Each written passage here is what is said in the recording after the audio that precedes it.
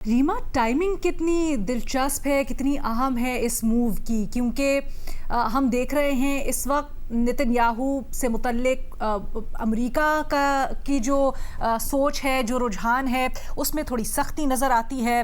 پھر دنیا کی جو اسرائیل کی معاملات ہیں، اس کی پالیسیز ہیں، اس سے متعلق تھوڑی سختی نظر آتی ہے.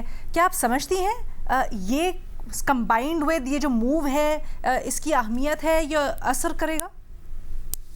جی شکریہ لینا. لانگ ٹرم تو یہی میرا انالیسس ہے کہ اسرائیل جو ہے وہ کافی حد تک آئسولیٹ ہو رہا ہے. ایک اور سروے آیا ہے جو دکھاتا ہے امریکہ میں ڈیموکریٹس میں بھی کتنی سپورٹ کم ہو رہی ہے اسرائیل کی.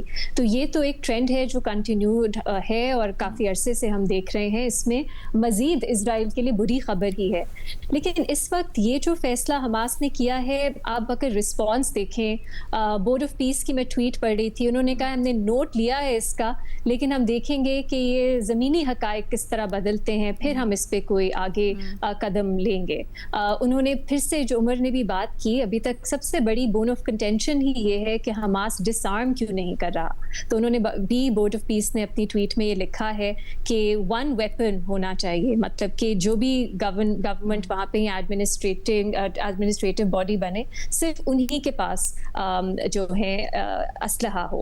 تو یہ ایک بہت بڑی چیز ہے جو بار بار اسرائیل کی طرف سے بھی دہرائی جاتی ہے. اسرائیل کا بھی رد عمل آیا ہے، آپ نے پڑھا ہوگا. انہوں نے کہا ہے حماس ٹرک کر رہا ہے ہمیں، وہ حزب اللہ ٹائپ کوئی آرگنائزیشن بنانا چاہتے ہیں جو ایڈمنسٹریٹو کنٹرول دے بھی دیں، لیکن وہ ملیٹنٹ گروپ کے طور پہ رہیں گے غزہ میں. اور انہوں نے تو اس کو ایک ایکسکیوز کے طور پہ ہی استعمال کیا ہے.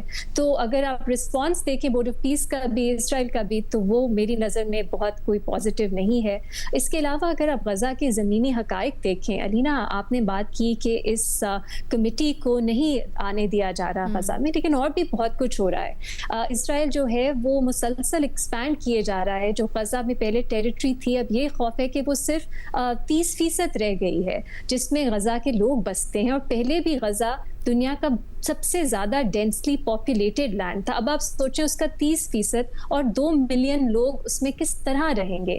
سیز فائر جو ہے وہ نام کا ہی ہے، 1000 لوگ منیمم مارے جا چکے ہیں جب سے سیز فائر اناؤنس ہوا ہے. تو اوور آل آپ سچویشن دیکھیں، آپ بیانات دیکھیں جو اس کے رسپانس میں آئے ہیں، تو مجھے زیادہ امید نہیں ہے کہ یہ امن کی طرف سچویشن کو لے کے جائے گا. لیکن ہاں، اب حماس کے پاس ایک بات تو ہے کرنے کی کہ ہم سے ایک مطالبہ کیا گیا تھا کہ ہم ایڈمنسٹریٹو کنٹرول چھوڑ دیں، وہ ہم نے چھوڑ دیا ہے. جو لوگ ان کے ابھی بھی ہیں وہ کہہ رہے ہیں یہ ٹیمپرری ہے.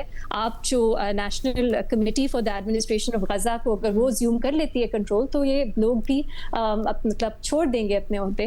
لیکن فی الحال جو سچویشن ہے، بہت سی زیادہ امید میں سے وابستہ نہیں کرتی.